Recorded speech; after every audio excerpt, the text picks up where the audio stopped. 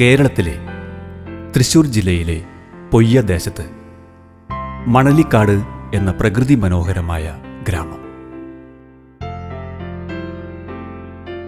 അതിമനോഹരമായ കവുങ്ങിൻ തോപ്പുകളും തോടുകളും പച്ചയാർന്ന പാടവും നിറഞ്ഞ മനോഹരമായ ദേശം.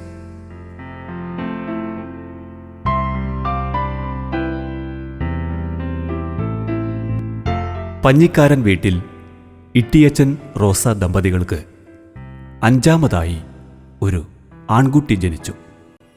ദിവസങ്ങൾക്കുള്ളിൽ പൊയ്യ അപ്രേം പുണ്യാളന്റെ നാമധേയത്തിലുള്ള പള്ളിയിൽ വെച്ച് ആ കുഞ്ഞിന് മാമോദിസ നൽകി. കുഞ്ഞിന്റെ അമ്മ കുഞ്ഞിന് മലയാറ്റൂർ മുത്തപ്പന്റെ പേര് നൽകി, തോമസ്.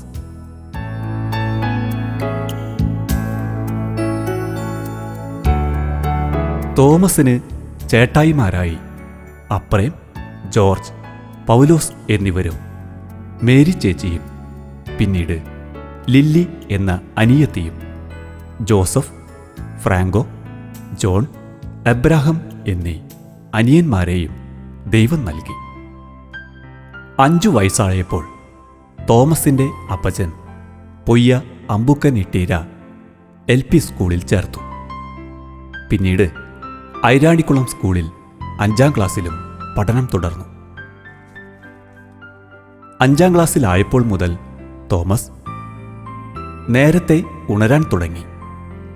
ചിട്ടയായ ഒരു ജീവിതത്തിൻ്റെ തുടക്കമായിരുന്നു അത്. ദിവസവും വെളുപ്പിന് കാൽനടയായി നടന്ന് അങ്ങ് ദൂരെയുള്ള പൊയ്യ പള്ളിയിലേക്ക് ദിവ്യബലിക്കായി പോയി തുടങ്ങി. ചെറുപ്പം മുതലേ വൈദികനാകണമെന്ന മോഹം തോമസിൽ ഉടലെടുത്തിരുന്നു. അതിനായി മറ്റുള്ളവരിൽ നിന്നും വ്യത്യസ്തമായി പ്രാർത്ഥിക്കുകയും പരിശ്രമിക്കുകയും ചെയ്തു. അന്നത്തെ വികാരിമാരുടെ സഹായ പ്രോത്സാഹനങ്ങളാൽ തോമസ് തൻ്റെ 20ാം വയസ്സിൽ തൃശ്ശൂർ മൈനർ സെമിനാരിയിൽ വൈദിക പഠനത്തിനായി ചേർന്നു. തുടർന്ന് ആലുവ കാർമൽഗിരി സെമിനാരി, മംഗലപ്പുഴ സെമിനാരി എന്നിവിടങ്ങളിലായി ഫിലോസഫിയും തിയോളജിയും സായുക്തമാക്കി. അങ്ങനെ സെമിനാരി ജീവിതം തോമസിന് ചിട്ടയായ ജീവിതശൈലിയും പ്രാർത്ഥനാ നിർഭരമായ ജീവിതവും പ്രദാനം ചെയ്തു. 1966 മാർച്ച് 11, 10 വർഷങ്ങൾക്കു ശേഷം തൃശ്ശൂർ ലൂർദ് കത്തീഡ്രലിൽ വച്ച് അന്നത്തെ ബിഷപ്പായിരുന്ന ജോർജ് ആലപ്പാട്ട് പിതാവിൽ നിന്നും പൗരോഹിത്യം സ്വീകരിച്ചു. അന്ന് യഥാർത്ഥത്തിൽ ഉത്തമനായ ഒരു ക്രിസ്തു ശിഷ്യന്റെ ജനനമായിരുന്നു ഫാദർ തോമസ് പഞ്ഞിക്കാരന്. 1966 ഏപ്രിൽ 2 തൻ്റെ സേവനത്തിൻ്റെ പ്രഥമ കർമ്മമണ്ഡലമായി അമ്പഴക്കാട് സെന്റ് തോമസ് പള്ളിയുടെ കൊച്ചച്ഛനായി നിയമിതനായി. പിന്നീട് ദൈവനിയോഗത്താൽ ഇരിങ്ങാലക്കുട സെന്റ് തോമസ് ഫൊറോന പള്ളിയിലെ കൊച്ചച്ഛനായി നിയമിക്കപ്പെട്ടു. ശേഷം 1969 തോമസ് അച്ഛൻ്റെ ജീവിതത്തിലെ മറ്റൊരു വഴിത്തിരിവ് സംഭവിച്ചത് നിർമ്മലപുരം സെന്റ് ജോസഫ് പള്ളിയിൽ പ്രഥമ വികാരിയായി നിയമിതനായോടുകൂടിയാണ്.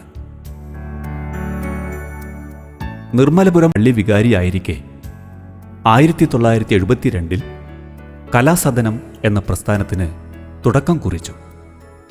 നൃത്തം, സാഹിത്യം, നാടകം എന്നിവയിലൂടെ ദൈവിക നന്മകൾ പ്രചരിപ്പിക്കുകയായിരുന്നു സദന്റെ ലക്ഷ്യം. 1974 നിർമ്മലപുരത്ത് നിന്ന് ദൈവിക നിയോഗത്താൽ പാലക്കൽ സെന്റ് മാത്യൂസ് പള്ളിയിലേക്ക് വികാരിയായി നിയമിതനായി. 1976 തോമസ് അച്ഛൻ്റെ മാതാവിനോടുള്ള ഭക്തിക്ക് ശക്തി പ്രദാനം ചെയ്തത് തൃശ്ശൂർ വ്യാകുലമാതാ പള്ളിയിൽ വികാരിയായി നിയമിതനായതോടുകൂടിയാണ്. 1979 അച്ഛൻ്റെ ആധ്യാത്മിക ജീവിതത്തിന് കൂടുതൽ ഉണർവ് പകർന്നത് പൂവത്തുശ്ശേരി സെന്റ് ജോസഫ് പള്ളിയിൽ നിയമിതനായതോടുകൂടിയാണ്. കലുഷിതമായ അന്തരീക്ഷത്തിലേക്കാണ് തോമസ് അച്ചൻ നിയമിക്കപ്പെട്ടത്. എന്നാൽ ഇടവകയിലെ അസ്വാരസ്യങ്ങൾ ദിവ്യകാരുണ്യനാഥന് മുമ്പിൽ തീക്ഷ്ണമായി അർപ്പിച്ചതിൻ്റെ ഫലമായി പൂവത്തുശ്ശേരി ഇടവകയിൽ സമാധാനത്തിൻ്റെ വെൺകൊടി പാറിപ്പറക്കാൻ ഇടയായി. തങ്ങളുടെ വിശ്വാസത്തിൻ്റെ പ്രതിഫലമായി ഇടവകക്കാർ പുതിയ ദേവാലയം തോമസ് അച്ചൻ്റെ നേതൃത്വത്തിൽ നിർമ്മിക്കുകയും ചെയ്തു. പൂവത്തുശ്ശേരിയിൽ നിയമിതനായ ആ വർഷം തന്നെ തോമസ് അച്ചൻ പാറക്കടവ് വിശുദ്ധ കൊച്ചുത്രേസ്യായുടെ ദേവാലയം ആ ഇടവകക്കാരുടെ സഹകരണത്താൽ തന്നെ പൂർത്തീകരിച്ച് വേദപാഠം സ്കൂൾ, കൊച്ചുത്രേസ്യായുടെ കപ്പേള എന്നിവ പണി കഴിപ്പിക്കുകയും ചെയ്തു. 1982 മാതാവിനോടുള്ള അച്ഛൻ്റെ ഭക്തിക്ക് മകുടോദാഹരണമാണ് മാതാവിൻ്റെ ദർശനത്താൽ അദ്ദേഹം രൂപം കൊടുത്ത മരിയൻ തുരുത്ത് അഥവാ ആരോഗ്യമാതാവിൻ്റെ തീർത്ഥകേന്ദ്രം. പൂവത്തുശ്ശേരി ഇടവകാതിർത്തിയിൽപ്പെട്ട സ്ഥലമാണ് മരിയൻ തുരുത്ത്. തോമസ് അച്ചൻ മാതാവിൻ്റെ ദർശനത്താൽ അവിടെ ഒരു കപ്പേള നിർമ്മിക്കുകയും ചെയ്തു. വളരെ കുറച്ച് കുടുംബങ്ങൾ അധിവസിച്ചിരുന്ന ഈ സ്ഥലം ഇന്ന് മാതാവിൻ്റെ പ്രസിദ്ധമായ സ്ഥലമാണ്. 1986 നോർത്ത് ചാലക്കുടിയിലെ സെന്റ് ജോസഫ് ദേവാലയത്തിൽ വികാരിയായിരിക്കുമ്പോൾ ഇരിങ്ങാലക്കുടയുടെ പ്രഥമ മിഷൻ ആശുപത്രിയായ സെന്റ് ജെയിംസ് ആശുപത്രിയുടെ നിർമ്മാണം ആരംഭിച്ചു. 3 വർഷം കൊണ്ട് സുമനസ്സുകളുടെ സഹകരണത്താൽ തോമസ് അച്ചൻ്റെ നേതൃത്വത്തിൽ 7 നിലകളായി അത്യാധുനിക സൗകര്യങ്ങളോടെ ആശുപത്രി നിർമ്മാണം പൂർത്തിയാക്കി. ആശുപത്രിയുടെ പ്രഥമ ഡയറക്ടറായി സ്ഥാനമേൽക്കുകയും 10 വർഷം ആശുപത്രിയെ നയിക്കുകയും ചെയ്തു.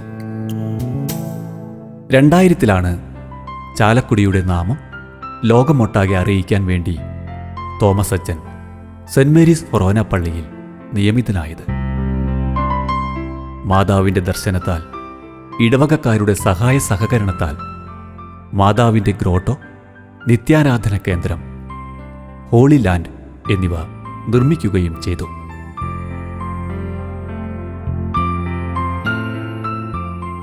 2007 ദൈവിക നിയോഗത്താൽ കല്ലേറ്റുങ്കര ഉണ്ണിമിശിഹ ദേവാലയത്തിൽ വികാരിയായി നിയമിതനായത്. മാതാവിൽ നിന്ന് ലഭിച്ച നിർദ്ദേശപ്രകാരം ലോകത്തിലെ ആദ്യ മനോഹരമായ ബെത്ലഹേം ഗ്രോട്ടോ അച്ഛൻ്റെ നേതൃത്വത്തിൽ പണി കഴിപ്പിച്ചു.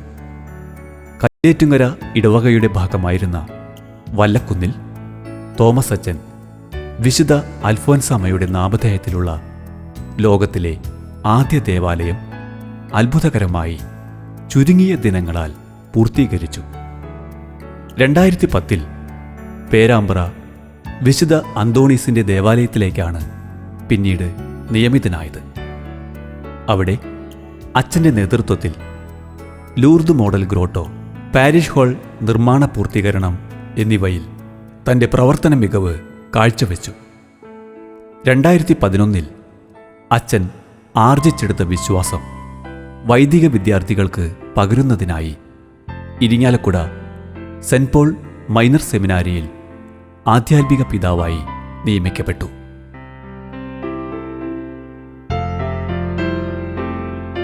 2013 കരാഞ്ചിറയിലെ മഠങ്ങളുടെ കപ്പളോനായി നിയമിതനായി. അവിടെയുള്ള ആശുപത്രിയുടെ പ്രവർത്തനങ്ങളിൽ ശ്രദ്ധിച്ച് തൻ്റെ കർമ്മമണ്ഡലത്തിൻ്റെ യാത്ര തുടർന്നു.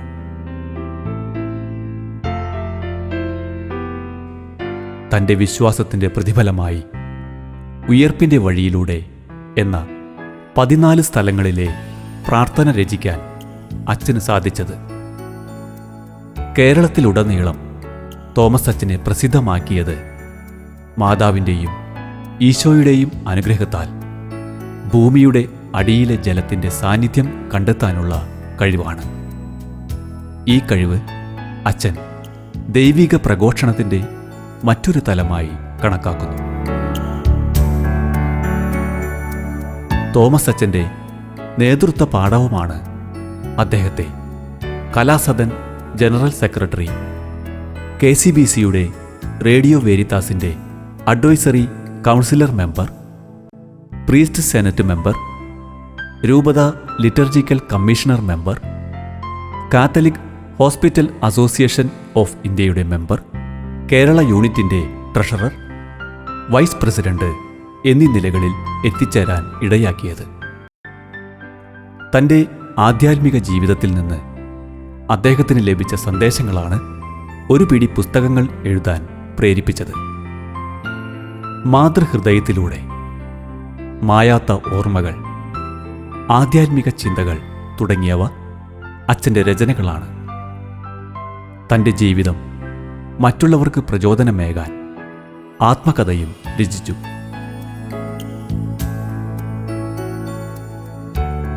വിശുദ്ധ നാടുകൾ സന്ദർശിച്ച് അദ്ദേഹം സ്വന്തം ആധ്യാത്മിക ജീവിതത്തിന് ശക്തി പകർന്നു. വിശ്വാസത്തിൻ്റെ പ്രതിഫലനമായ പള്ളികൾ നിർമ്മിക്കാനും നേതൃത്വം നൽകുവാനും അച്ഛൻ ഇറങ്ങിത്തിരിക്കുമ്പോൾ അദ്ദേഹം എന്നും മനസ്സിൽ സൂക്ഷിച്ചിരുന്ന വചനം ഏവർക്കും മാതൃകാപരമാണ്. നിനക്ക് എൻ്റെ കൃപ മതി, നിന്റെ ബലഹീനതയിലാണ് ഞാൻ എൻ്റെ ശക്തി പ്രകടമാക്കുന്നത്. കൊരിന്തോസ് 12:9 2015 മെയ് 6 ബുധൻ. പൊയ്യ നാടിന് അഭിമാനിക്കാവുന്ന സുദിനം. ബഹുമാനപ്പെട്ട തോമസ് പഞ്ഞിക്കാരനച്ഛൻ്റെ പൗരോഹിത്യ സുവർണ ജൂബിലി. പൊയ്യ നാട്ടുകാർക്ക് എന്ന പോലെ ഓരോ വ്യക്തികൾക്കും തികച്ചും അഭിമാനിക്കാവുന്ന ദിനം. തൻ്റെ ജീവിതം മറ്റുള്ളവരുടെ ഉന്നമനത്തിനായി ഒഴിഞ്ഞുവെച്ചതാണ് അദ്ദേഹത്തിൻ്റെ ജീവിതം. ആ ത്യാഗമാണ് അദ്ദേഹത്തിൻ്റെ ദിവ്യബലിയിലെ ഓരോ അർപ്പണവും. അതെ, മറ്റുള്ളവർക്കായി മുറിയപ്പെട്ട യേശുവിൻ്റെ യഥാർത്ഥ ശിഷ്യനായി തീരാൻ കഴിഞ്ഞ അദ്ദേഹത്തിന് നിറഞ്ഞ ഹർഷാരവത്തോടെ നമുക്ക് ഓരോരുത്തർക്കും ആശംസകൾ നേരാം. എന്നാൽ ഈ ആഘോഷത്തിനിടയിലും എല്ലാം നിശബ്ദനായി ചിട്ടയോടെ ആ ക്രിസ്തു ശിഷ്യന്റെ ജീവിതം തുടരുന്നു. അവസാനം ക്രിസ്തുവിനെ പോലെ യാഗമായി മാറുന്നതുവരെ.